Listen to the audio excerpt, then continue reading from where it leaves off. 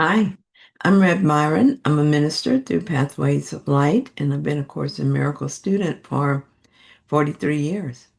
I'm going through the lessons again this year, asking Jesus for clarity, and then I write from that clarity. And that's what I'm going to share with you today. Before we get started, let me just ask that if you find this helpful, please like it. And if you haven't yet, please consider subscribing. I would appreciate that.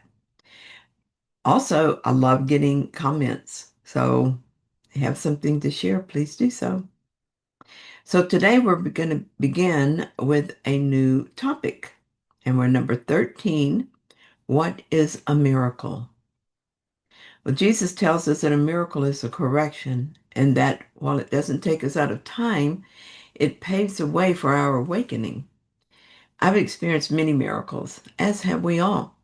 I suspect that we have all experienced miracles but didn't recognize them as miracles at the time. Now that I know what to look for, I see them all the time and have learned to ask for them. For instance, this morning when I woke up, I didn't feel happy. I wasn't exactly sad or anxious, but not happy. Maybe you've had that feeling where something is wrong, but you can't really put your finger on it. I lay there in bed, examining my mind, and finally just told Jesus that I wanted my happiness back. And I waited for the miracle. One of the first things I did this morning was answer some email. A friend had sent me an ACIM Advent calendar that she had made. I looked at day 6, and this is what it offered me. The Holy Spirit will answer every specific problem as long as you believe that problems are specific. So that's in chapter 11, section 9, paragraph 4. What parts of life feel most heavy right now? How can I hope for help in those exact places? Holy Spirit, meet me where I think I am. Let hope enter every corner of my mind. I thought about the places where I think I have a specific problem. When I do this, I ask the Holy Spirit to show me what I need to see. What came to me right away is that I dislike having projects unfinished. There's a thread of anxiety that runs through my mind when this happens. I'm not always consciously aware of it, but it affects my peace of mind and thus my happiness. I have a couple of these projects looming over me, and while I realize that they cannot be magically completed, I also see that my belief that I'm not safe until they are done can be corrected. And this is a miracle I can experience and that I expect. And I felt an immediate lifting of my spirits. The miracle wasn't showy, but it's not a small thing to be peaceful and happy. And while it seems a small step, an obstacle to awakening has been removed. Since awakening is my aspiration, this matters a great deal. My peace of mind is paramount to me, so I'm grateful for the ease and the immediacy of the correction. Jesus tells us that forgiveness is a home of miracles. What was done in that miracle was forgiveness. I was willing to forgive the belief that was robbing me of peace. My willingness to forgive was my offer to the world. There is now less anxiety in the mind that we all share. Love has taken its place. So the miracle was not for me alone. It was for you too. In asking for the miracle and witnessing its appearance in my life, I have proof now that it's possible that the mind can be corrected simply because I'm willing. It witnesses to a world that is different from the one I made. This world is not limited to the meager and unreliable offerings of the ego. This world, the real world, is available to us in any moment we choose it. I experienced it this morning, and having shared it with you, it's now mine. So let's look at lesson 341. I can attack but my own sinlessness, and it is only that which keeps me safe. Father, your Son is holy. I am he on whom you smile and love and tenderness so dear and deep, and still the universe smiles back on you and shares your holiness. How pure, how safe, how holy then are we abiding in your smile with all your love bestowed upon us.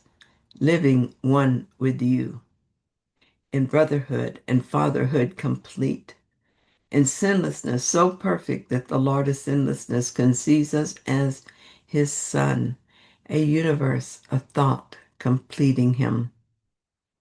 Let us not then attack our sinlessness, for it contains the word of God to us, and in its kindness, and in its kind reflection, we are saved. That prayer, we are very holy and God loves us. And as we learn to believe this, we will experience ourselves as pure, safe, and abiding in God. We are so very different from the way we normally experience ourselves in this dream of separation. We're sinless. I can accept my I can accept my sinlessness. I can accept that only in these dreams of pain and sufferings can I imagine sin. I have discovered that each time I imagine myself as less than the Son of God, I can forgive this belief in whatever form it shows up. If I think I might fail to be kind or feel small and helpless, I can forgive those thoughts. I am as God created me, and that is a flawless creation. I, who am a universe of thought, completing God, cannot be guilty. I'm learning to recognize these attacks on my sinlessness and to forgive them. This is my function while I think I'm here, separate from my brothers and my Creator. I will make mistakes and forget my lofty purpose, but this is not a sin. It is an opportunity to heal the mind of all thought errors. And if I wish to know my sinlessness, I must know it for everyone. We're not separate. And to judge another is to judge myself. I've been especially aware of those times when I judge someone.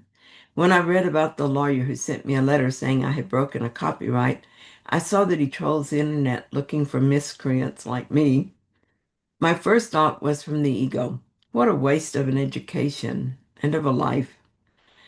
But my mind immediately softened, and the next thought was that he had found his niche. It was a job that needed to be done, and he found a way to do it that satisfied him. I didn't feel any need to judge his choices. In this correction of my perception, this miracle was immediate and complete.